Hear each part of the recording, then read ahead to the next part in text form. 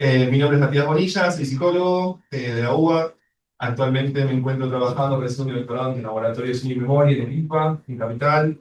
Soy docente de Psicología General de la UBA. Y bueno, mis lectores, como están ya mencionados, son Ceci y Cristian, por ejemplo. Les quiero hacer una especie de mini introducción de lo que voy a hablar, porque me imagino que la mayoría de acá no está familiarizado con la temática de lo que es la memoria, más que nada de la perspectiva del neuro. Entonces, si voy muy rápido me avisan, pero la verdad que es un poco tiempo. A la memoria nosotros podemos llegar a definirla como la capacidad de adquirir información, almacenarla y evocarla. ¿Dónde es donde se guarda esta información? Bueno, en lo que denominamos circuitos neuronales. Y se guarda en lo que podemos denominar conexiones que se modifican como resultado del aprendizaje. ¿Y qué es lo que se modifica? Bueno, la fuerza y el número de conexiones de entre neuronas. A la memoria tenemos que definirla desde una perspectiva temporal, con fases, siendo la primera la que denominamos adquisición. Bueno, adquisición que básicamente es la codificación de un estímulo sensorial en representaciones neuroquímicas. Posteriormente, esas trazas recientemente adquiridas que se encuentran lábiles tienen que ser de alguna manera consolidadas para poder ser guardadas en el largo plazo, y es lo que denominamos consolidación, que básicamente depende de síntesis de proteína y expresión de genes. La fase siguiente es la que denominamos evocación o recuperación de la memoria, que es cuando evidenciamos la existencia de la. Si nosotros podemos recordar algo, podemos dar cuenta de que existe en nuestro repertorio de memorias. Y hay un siguiente paso que muchas veces no se tiene en cuenta, que es el que denominamos reconsolidación, que básicamente hace referencia a que esta memoria que se encontraba ya estabilizada en el tiempo, en almacenes de largo plazo, puede volver a un estado originario de la alimentación para posteriormente ser de vuelta consolidada, o sea, reconsolidada. ¿A qué se debe esta reconsolidación, esta relabilización de la memoria? Bueno, a la presentación de una clave. Frente a la presentación de una clave de esa memoria original, nosotros podemos reabrir esa memoria. ¿Y a qué me refiero con reabrir la memoria? Si nosotros la pensamos como una caja a la memoria, cuando nosotros recién adquirimos una memoria, la misma se encuentra abierta. Y tiene que pasar el proceso de consolidación para poder estabilizar esta memoria recientemente adquirida. Si nosotros, en el momento de la adquisición, esa cajita que está abierta, esa memoria nueva, le agregamos un agente amnésico, como puede ser otro aprendizaje similar, un agente estresor, o en modelos animales, por ejemplo, un inhibidor de síntesis de proteínas, como la isomicina, por ejemplo, nosotros podemos dañar el proceso de consolidación y dañar esa memoria recientemente adquirida, ¿sí? Bien, volviendo a la memoria estable, que no fue perjudicada, nosotros podemos labilizarla, reabrir esa cajita para posteriormente tener que volver a estabilizarla o reconsolidarla para que vuelva a estar protegida a estas interferencias que les mencionaba. Si nosotros en esta reapertura agregamos un agente amnésico, también podemos perjudicarla, ¿sí? O sea, podemos perjudicar la memoria que previamente no se encontraba perjudicada o modificada. Y una salvedad acá, no solo podemos perjudicar, sino que también podemos, por ejemplo, mejorar la memoria. ¿Sí? Eso también es importante. Entonces, de esta manera, bueno, si nosotros agregamos un agente amnésico, por ejemplo, de alguna manera dañamos esa memoria estabilizada y el proceso de reconsolidación subsiguiente, y la memoria se va a encontrar perjudicada. Entonces puede surgir un poco la pregunta de si nosotros cada vez que presentamos una clave, reabrimos esta caja, estabilizamos esta memoria. Bueno, no es tan sencillo, por suerte, ¿no? Una cuestión adaptativa, si no sería bastante insoportable. Lo que se ve más que nada en paradigmas de aprendizaje, más que nada en memorias declarativas, en contextos de laboratorio, es que en aprendizajes asociativos de palabras y imágenes, si posteriormente en el testeo nosotros presentamos la imagen con la palabra de manera incompleta, ahí sí la habilizamos, bueno, ahí se la habiliza el cartelito, ahí sí la habilizamos la memoria, pero si presentamos la imagen con la palabra de manera completa, esto no sucede. La cajita no se reabre, la memoria no se la habiliza. Y esto es por lo que denominamos error de predicción. De alguna manera, nuestro sistema está censando que la información que teníamos hasta el momento no es la que se está presentando, ¿sí? Actualmente, entonces necesita ser actualizada. Esta actualización también depende de síntesis de proteína y expresión de genes. Y todo esto nos lleva un poco a mi tema de doctorado, que es el tema de las falsas memorias, quizás lo escucharon como falsos recuerdos también, que básicamente son memorias de eventos que nunca ocurrieron o se recuerdan de manera diferente a como realmente sucedió. Y tenemos dos tipos principalmente. Distorsiones parciales de la memoria, o sea, podemos modificar un detalle, o implantación de la memoria episódica entera, por ejemplo.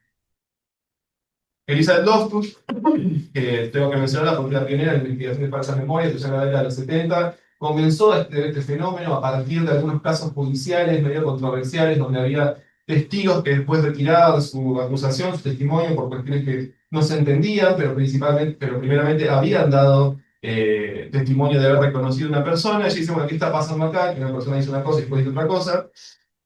Y empezó a realizar paradigmas muy sencillos en donde se les presentaban a los voluntarios, por ejemplo, videos. En este caso es uno de los primeros experimentos que hizo, que es un video de un choque. Si viene un auto a una intersección, hay un cartel de stop, el auto no para y un auto por la derecha lo colisiona. Y después a otro grupo en el mismo experimento le muestra el mismo video, pero en vez de un cartel de stop, hay un cartel de se da el pase. Entonces lo que ella se dio cuenta es que si nosotros posteriormente a la presentación de este estímulo realizamos cuestionarios muy extensos con información subjetiva, esa información subjetiva la podemos incluir en la memoria original del hecho. ¿Cómo lo hacía? Bueno, por ejemplo, dentro de esas preguntas que hacía en el cuestionario subjetivo, metía de manera sutil la información que ella quería incluir. Entonces decía, ¿te diste cuenta a qué velocidad venía el auto cuando el auto no paró en el cartel de stop? ¿A qué velocidad pensás que venía el auto de la derecha? ¿Sí? Y al otro grupo, por ejemplo, del ceder paso, también le decía esta pregunta, es decir, cuando el auto no obedeció al cartel de stop en vez de ceder paso, ¿a qué velocidad pensás que venía el auto de la derecha? Entonces la persona se preocupaba por entender a qué velocidad había visto el auto, pero no se daba cuenta que le estaba ingresando esta información de velocidad. Lo que ellos se dio cuenta es que aproximadamente el 30% de las personas son muy susceptibles a ser, o sea, que su memoria sea modificada, y lo que sucedió a partir de estos estudios pioneros es que en casi todo el mundo se empezaron a estudiar, bueno, si nosotros podemos meter información sugestiva de manera tan detallosa, ¿podemos implantar memorias enteras? Bueno, sí. Hay muchísimos paradigmas que se empezaron a crear a partir de los 80, más que nada hasta los 2000, siendo de los más famosos el perdido en el centro comercial, o bueno, ahora les recuerdo un poco, que son paradigmas en donde a la persona se le hace creer que de chicos les pasó este evento. En este caso, que se perdieron en un centro comercial que se llama Lost in the Mall, que es muy famoso el paper.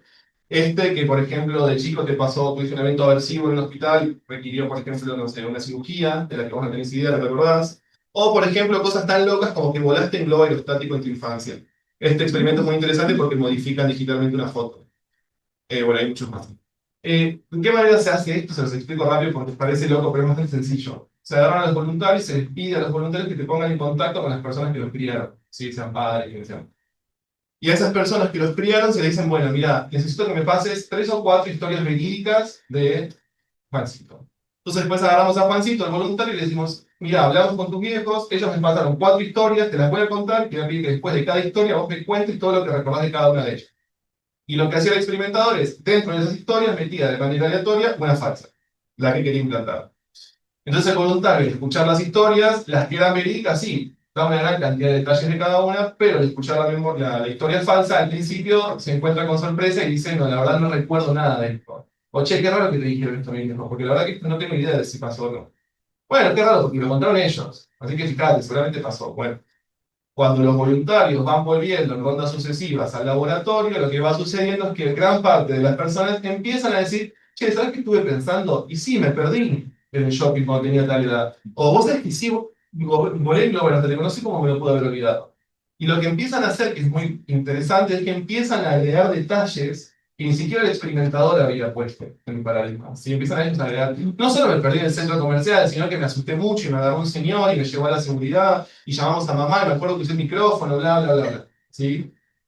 Es un fenómeno que no solo se puede implantar en la memoria con contenido episódico, sino que también se puede generar un cambio en el comportamiento, y esto es muy interesante, en la persona, sin que el voluntario sea consciente de ello. ¿Qué quiere decir esto? Se hacen paradigmas también de implantación de falsas memorias, en donde se les hace creer que de chicos tuvieron, por ejemplo, un evento aversivo con un alimento en específico, como puede ser un helado de frutilla, o que tuvieron un evento aversivo con un animal en específico, por ejemplo, un perro.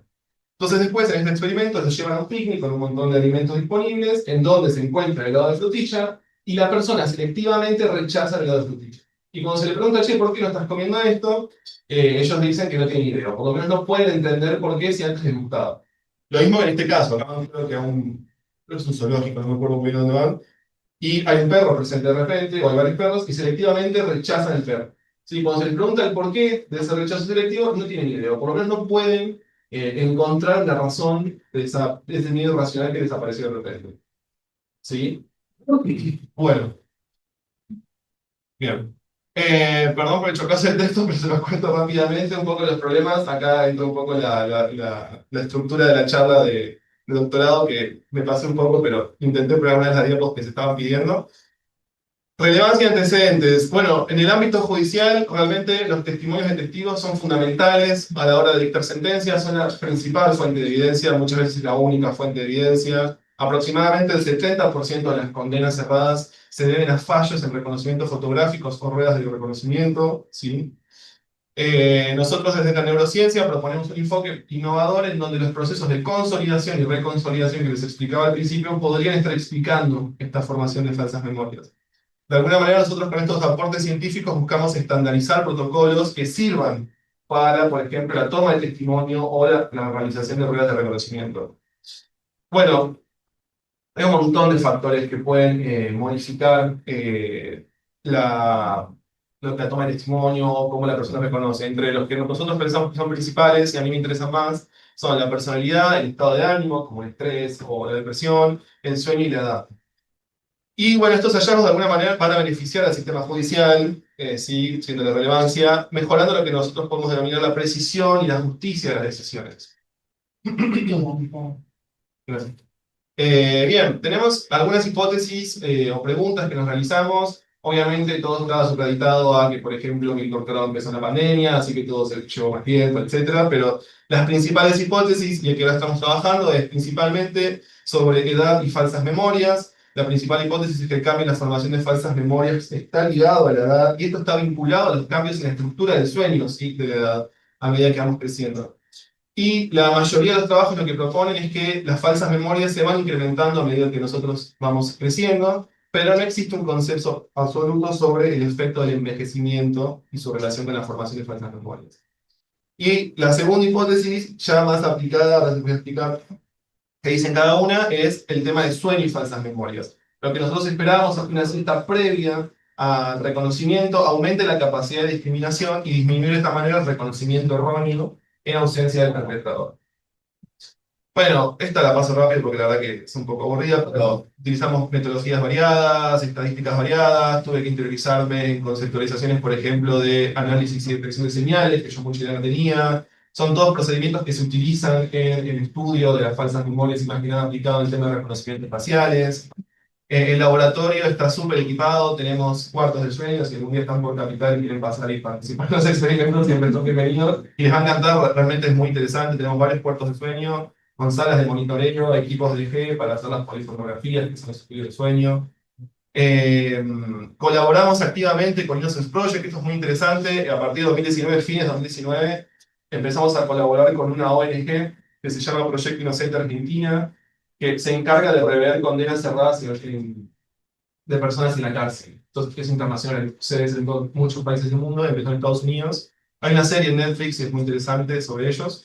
Pero bueno, abrieron una serie en Argentina, Enrique Piñeiro, que es el cineasta muy conocido, y nos contactaron a nosotros para ver si nosotros podíamos aportar material científico que ellos puedan utilizar a la hora de reabrir estas condenas cerradas, ¿sí? Y eso nos llevó también a nosotros a entrevistarnos y empezar a trabajar en el tema. Y hasta el día de hoy la colaboración sigue, la verdad que es súper interesante. No solo ayudamos en los casos de ellos, sino que también formamos abogados, jueces, fiscales, todo, para que tengan una noción de lo que es la memoria.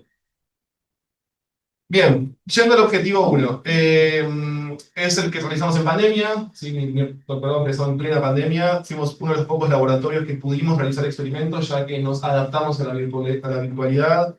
Gracias a Chris, acá realizamos una plataforma que nos permitió la toma de datos de manera a distancia.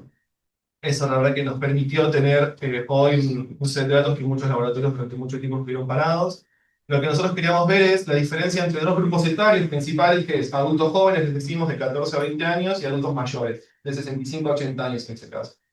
En tareas de reconocimiento, la típica ronda de reconocimiento, sin recall, que es la toma de testimonio, cuánto recuerdan del hecho, y ordenamiento de imágenes. O sea, básicamente si tienen una noción del orden temporal del evento que vieron, que son tareas que se suelen utilizar en el ámbito forense a la hora de cuando vas a dar testimonio de un hecho que, por ejemplo, fuiste testigo. Y lo que vimos fue como las variables anímicas, obviamente totalmente trastocadas por la pandemia, afectaron el desempeño de estas tareas que mencioné anteriormente.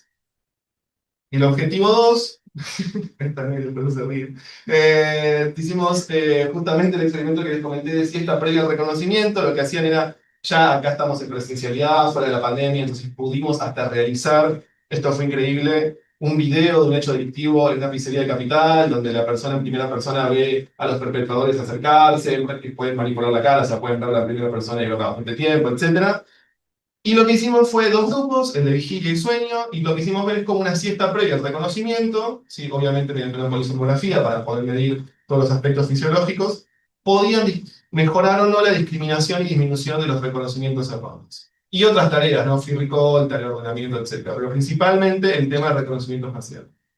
También íbamos a ver cómo las variables anímicas y de personalidad influían en los resultados obtenidos en el conjunto. Bien. Eh, lo que vimos en el primer objetivo, que necesitamos que esto sea publicado, no podemos más, ya hablé con el editor el otro día, esperando que conteste, ayer le mandé otro mail, porque estamos desde enero intentando que nos dejen publicarlo, pero están con problemas de revisores, ya parece que solo falta el último revisor. Lo que vimos es que la pandemia afectó de manera diferencial a los adultos y jóvenes y mayores. Los adultos y los jóvenes fueron los que más ansiedad y depresión presentaron. Obviamente, a partir de la biografía que se sabe, es lo que se esperaba. Y solo tuvieron una mejora parcial en el periodo post-pandemia. Ni siquiera es que pudieron levantar los niveles que tenían pre-pandemia los adultos jóvenes. A nivel cognitivo, la memoria y testimonio fue más vulnerable en los jóvenes.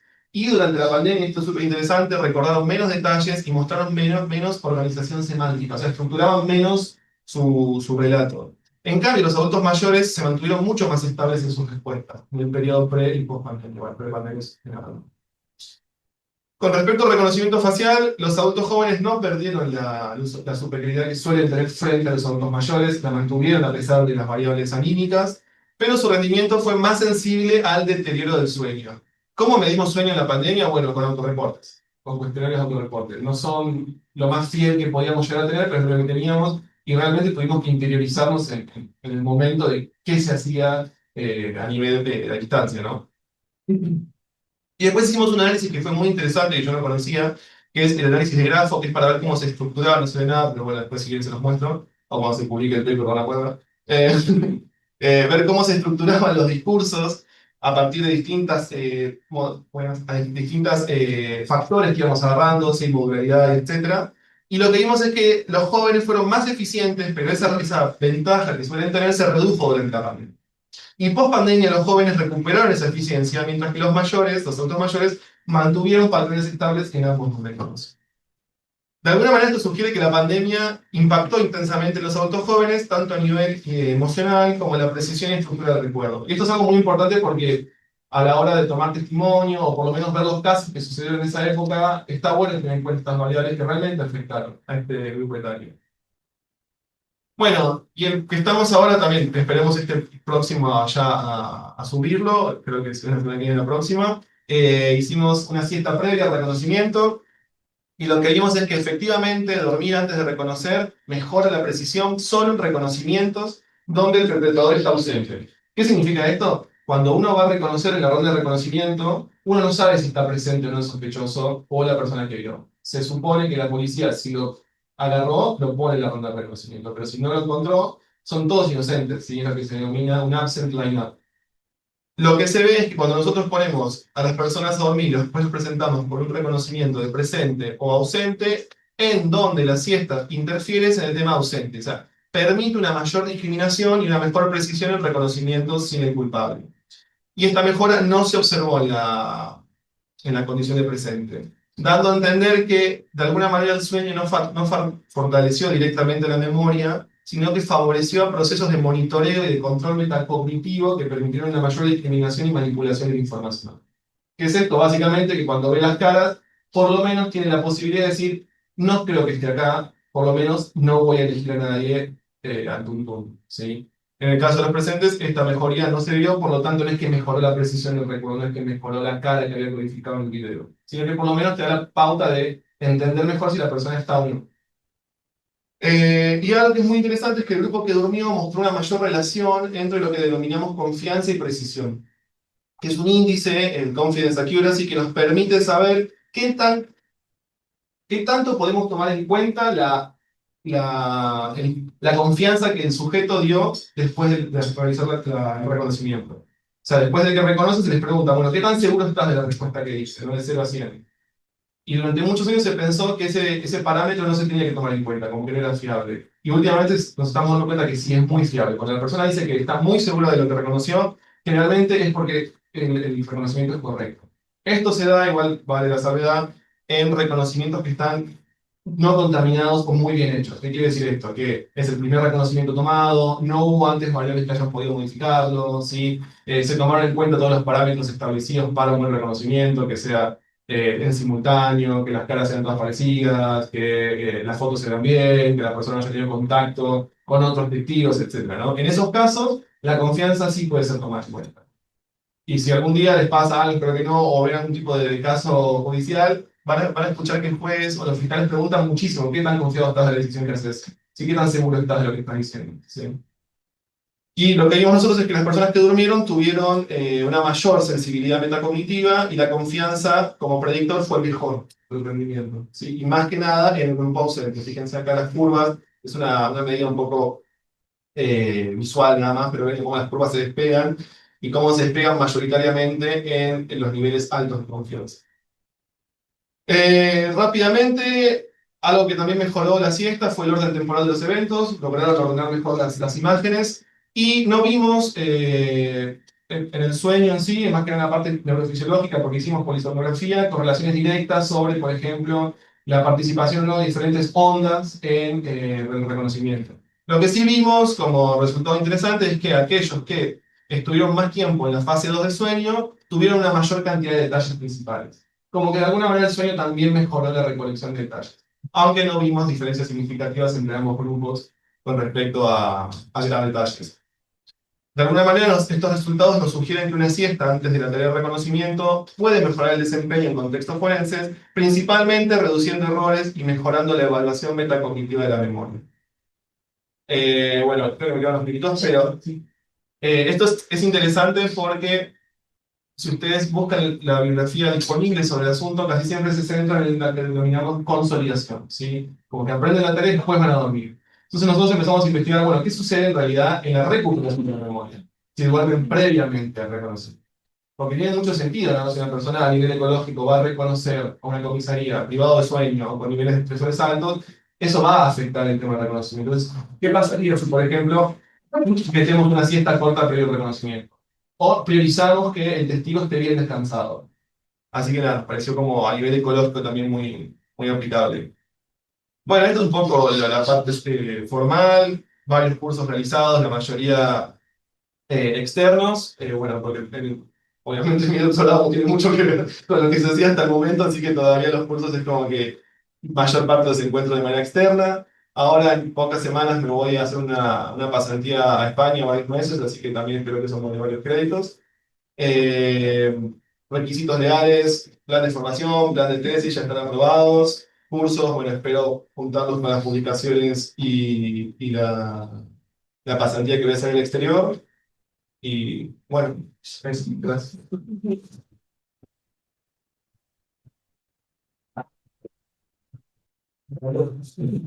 Ah, pero perfecto, entonces. ¿Pregunta? Sí, Pregunte otra.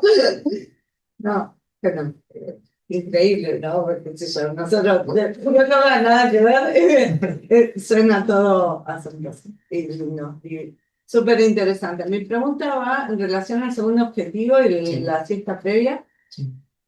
Si también lo probaron o discriminaron por grupos etarios. No, Así como analizaron el primer objetivo, o sea, cómo van a vincular esa información que obtuvieron. sí. No, la verdad que no lo hicimos, así que realmente el estudio de sueño es un poco más complejo porque requiere el uso de las polisomografías, que es que vengan al laboratorio a dormir, que usen videos prácticos, generar otro grupo, como en este caso rango etario, todavía no lo hicimos, pero sí sería súper interesante. Y así vos, a simple vista, oh, no, seguro lo tenés clarísimo. ¿Qué rangos de edades participaron en ese grupo? O sea, En el En de, el del sueño. en el del sueño, mayoritariamente creo que la media es aproximadamente 20 años, 18, 20 años. Son casi todos estudiantes. Tienden a ser, digamos, que hablar de los adultos jóvenes. Sí, más. porque trabajamos en la Universidad de Lisboa, entonces usamos más que nada a los estudiantes. Bueno, eso no lo dijiste. No sé, pero bueno, el pool de población que solemos. Y ahora sí, cuando largamos las búsquedas afuera, la mayor parte se anotan son estudiantes. Y quizás por lo poco que pagamos. No, pero, Y van a descansar, aprovechan y duermen. duermen que les pagamos. Eso es fantástico. Muchos de Lisboa los que trabajan ahí vienen a dormir porque... Martín, ¿vos tenés preguntas? Sí, bueno, coincido con Sole que es un tema todo esto que tiene que ver con lo que pasa dentro de la cabeza de personas, como que todos nos vemos de esa organización. Ahí en la pasada dijiste en el primer estudio que tenías en cuenta la personalidad de los individuos que participan. ¿Qué es eso a nivel riguroso? O sea, es una encuesta. Bueno, la personalidad es un factor determinante del comportamiento que básicamente nosotros lo medimos con formularios psicológicos. Hay modelos teóricos que, por ejemplo, el que tomamos nosotros, que es el Big Five o Grande 5, dice que hay 5 como rasgos principales de personalidad presentes en todos nosotros que se desarrollan en menor o mayor medida. Entonces nosotros lo que hacemos es tomar dentro del pool de cuestionarios psicológicos uno de personalidad y vemos si correlaciona alguna de las dimensiones, como por ejemplo reconocimiento económico o no.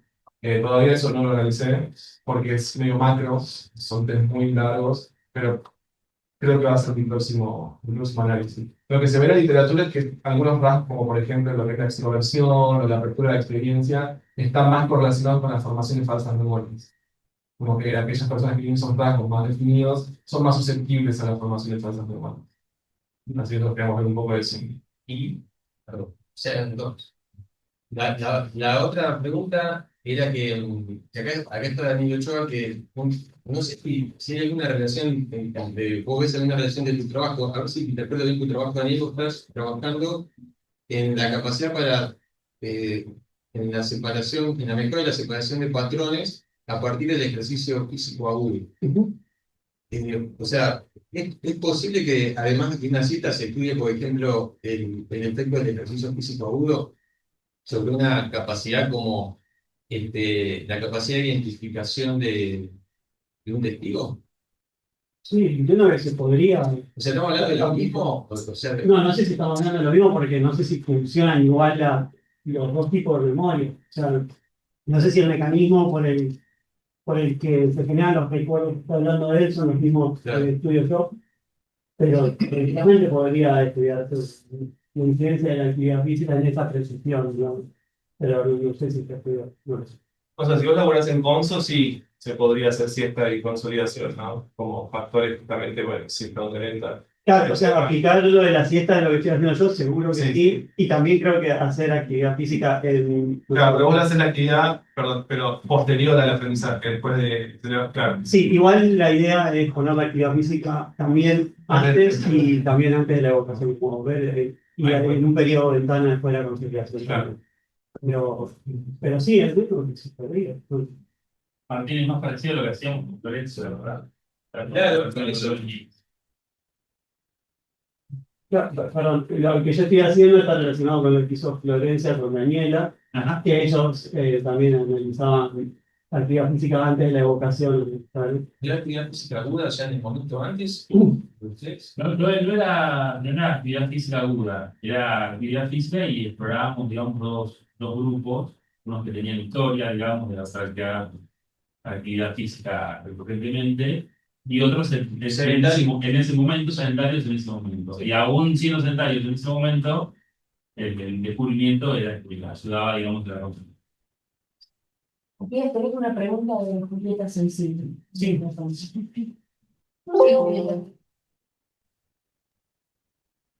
Hola, buen día.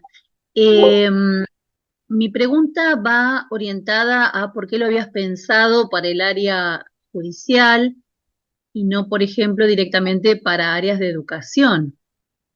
Y la segunda tiene que ver si pudiste pensarlo a esto, o si lo midieron, digamos, no me quedó claro en función del tiempo. sea, cómo juega el tiempo en este relevamiento que realizan. Gracias. Bien. La primera pregunta se responde principalmente con respecto a que empezamos la colaboración con esta ONG y a partir de esta colaboración nos surgió como el interés de ver cómo nosotros podíamos de alguna manera mejorar estos procesos o por lo menos nosotros miraron de ¿Qué material qué material poder brindar para mejorar estos procedimientos? Que realmente son la principal causa de condenas cerradas.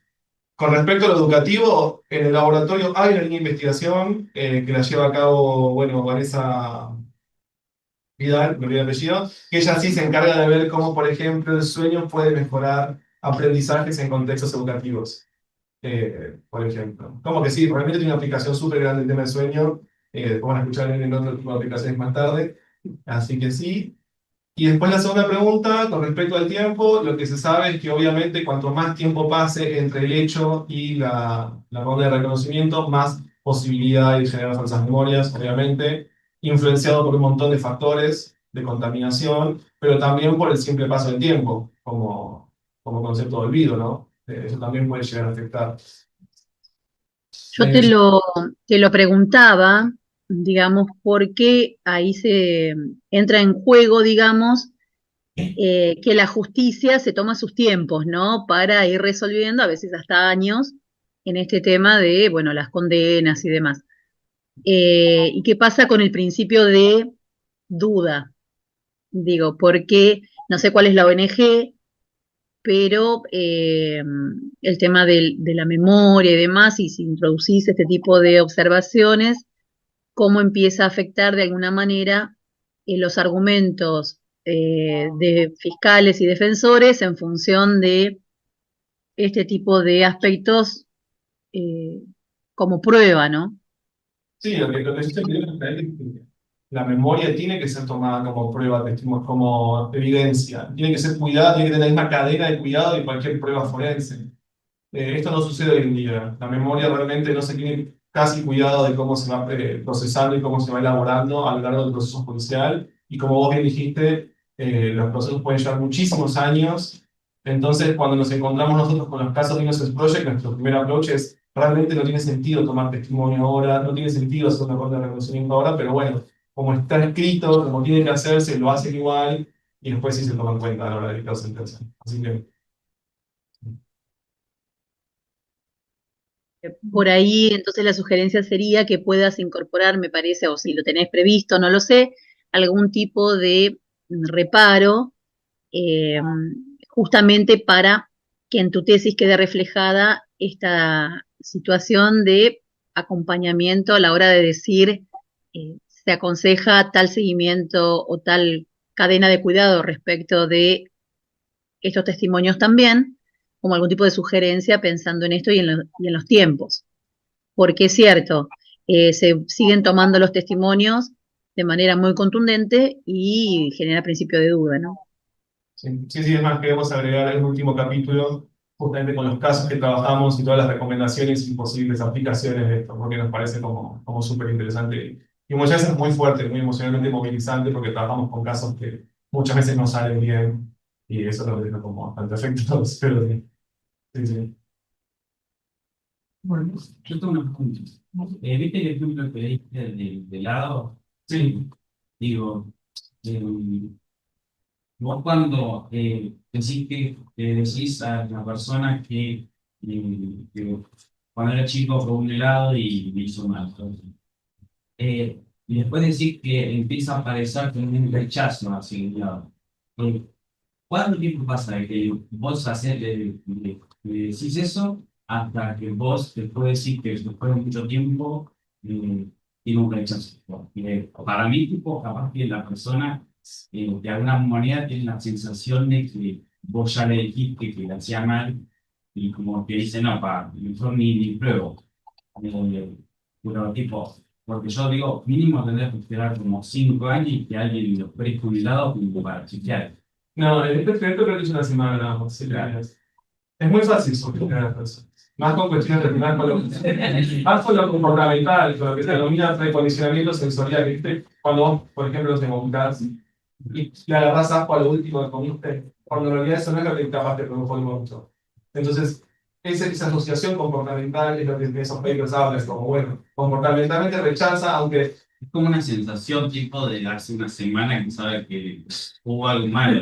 Hace una semana le dijiste que sí, en realidad por comer el helado. la semana es por muchos días también de consolidación de esa memoria. Claro. Como que cuanto más tiempo pase, más chance tenés de que una memoria que vaya calando ya en el... Claro, sí, sí. ¿Te ganas eso? Sí. Están aprobados.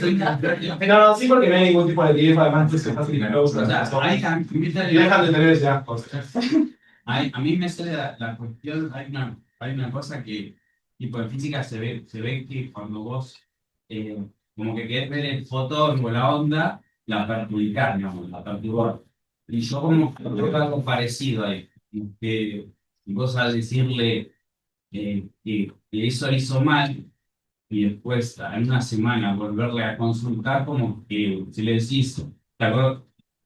Como que no hay suficiente tiempo para que se olvide de tu intervención, tío. Sí, una vez que uno modifica una memoria, ya está, no hay vuelta atrás. Una vez que la memoria se contamina, ya queda contaminada y es otra memoria diferente. Por eso también siempre cuando hablamos de, por ejemplo, sobre la confianza, ¿cuánto podemos confiar en la respuesta? Solo podemos confiar si el proceso, tanto desde la toma de, o sea, desde el hecho hasta la toma de la evaluación, no haya habido ningún tipo de contaminación. Ahí recién podemos confiar en la confianza de la persona, porque si no, hay lo que se denomina contaminación. ¿Qué es lo que más sucede? Siempre se contamina.